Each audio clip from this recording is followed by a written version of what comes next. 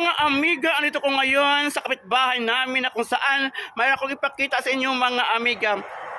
Dahil ito ay inyong magustuhan mga amiga, tingnan nyo ang paligid ng bahay na ito mga amiga. Wow, napakaluwalas at napakaganda ng bakuran nila mga amiga. Ito ang bahay ng aming Lula Didang mga amiga yan.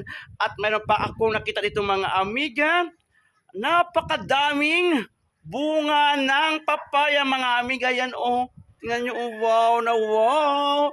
At ang baba nito mga amiga, pwede mo nang kunin dahil hawak-hawak mo ang bunga nito. Napakadami dahil itik-itik sa bunga ang papaya na ito mga amiga.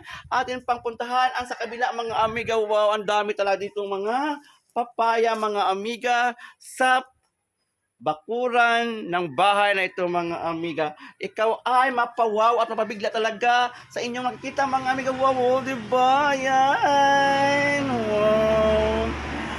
At ito pa sa kabila mga napakadami talaga ang bunga ng papaya. Diba? Yan. Atin itong ikutin ang buong paligid o bakuran ng bahay na ito na kung saan kayo din ay tuwa at masiyahan pag nakita nyo dahil kayo ito ay magandang bahay mga amin nyo. Wow, di ba? Ito ay sa labas ng kapitbahay namin na kay Lula Didang mga amiga. Yan di ba? Nakita nyo, yan. Ating puntahan sa may kabila din mga amiga yan. Ito ang kanyang entrance. Di ba? Pasukin ito mamaya yan mga amiga. Yan.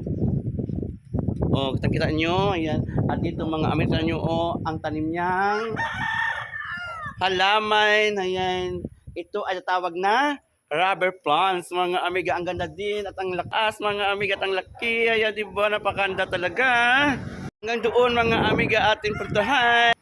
Wow, ang daming halaman nakatanim sa bahay na ito. Ikaw ay talaga ay makapag-relax at makapag-enjoy, mga amiga. Ayan, may pa ko nakita dito na isang magandang bulaklak mga amiga, ang orchid. So yun wow, kulay violet mga amiga, napakaganda. Di ba? Ayan mga amiga, wow, tingnan nyo ang buong paligid. Ang lapad nito. Ayan. At tanaw natin doon sa unahan ang mataas na mga kahoy mga amiga, mga punong niyog. At ang lapad din ng taniman ng palay sa likod. Ayan, di ba? Nakakapag-relax ang lugar na ito na kung saan ikaw ay ma-enjoy talaga pag napuntahan mo ito. Pag dito ka napasyal sa bahay, ayan, ng aming kapitbahay, mga amiga.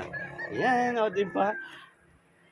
Yan. At may din sila pala ditong gruto, mga amiga. Yan, may gruto silang nilagay sa puso doon banda. Ayan, kita mo itong close up para makita ninyo. Ayan, di ba? Sa ngayon, ating pasukin ang kanyang bahay mga amiga. Makita natin kung ano ang loob nito mga amiga. Ayan. Bye-bye muna and see you again for my next video.